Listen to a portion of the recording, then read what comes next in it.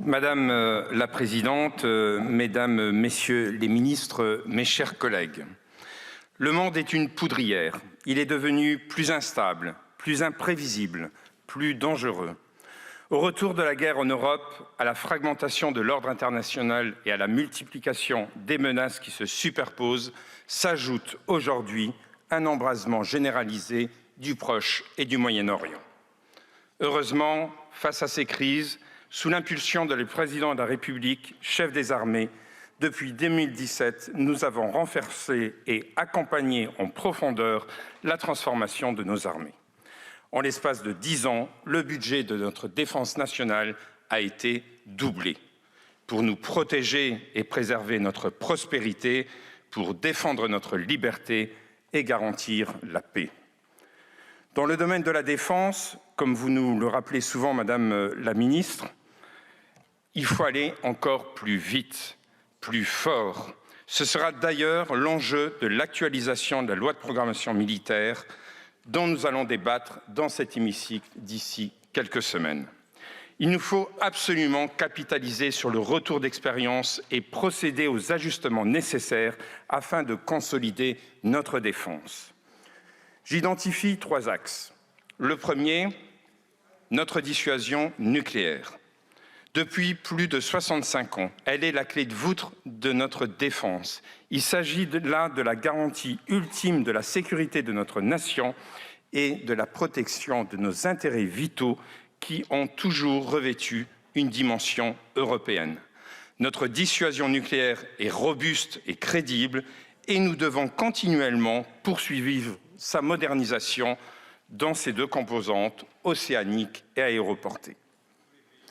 Le deuxième axe, notre autonomie d'analyse, de décision et d'action.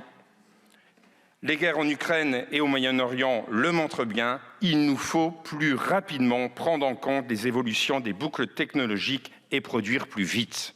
Nous devons mettre l'agilité au cœur de l'organisation de notre industrie de défense. Nous devons donc mener un effort plus important en utilisant le meilleur de nos ressources. Collectivement, nous devons être encore plus centrés sur les besoins opérationnels de nos valeureux soldats.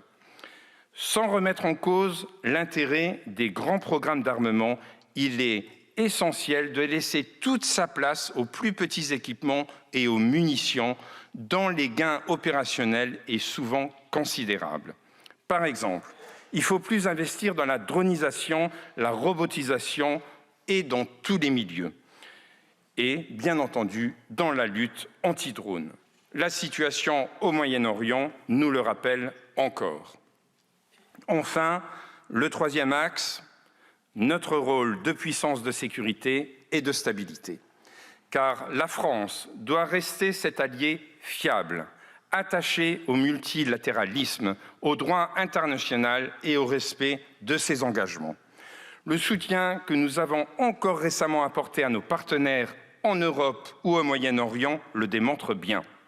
C'est pourquoi nous devons continuer à investir dans le spatial, la très haute altitude, la défense sol-air, les frappes dans la profondeur, le renseignement, le quantique, l'intelligence artificielle, la guerre électronique et la dronisation.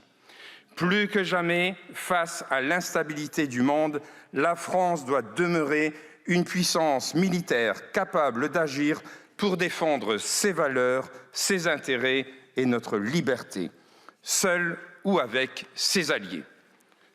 Et notre porte-avions Charles de Gaulle et son successeur en sont un symbole fort, celui d'une France libre.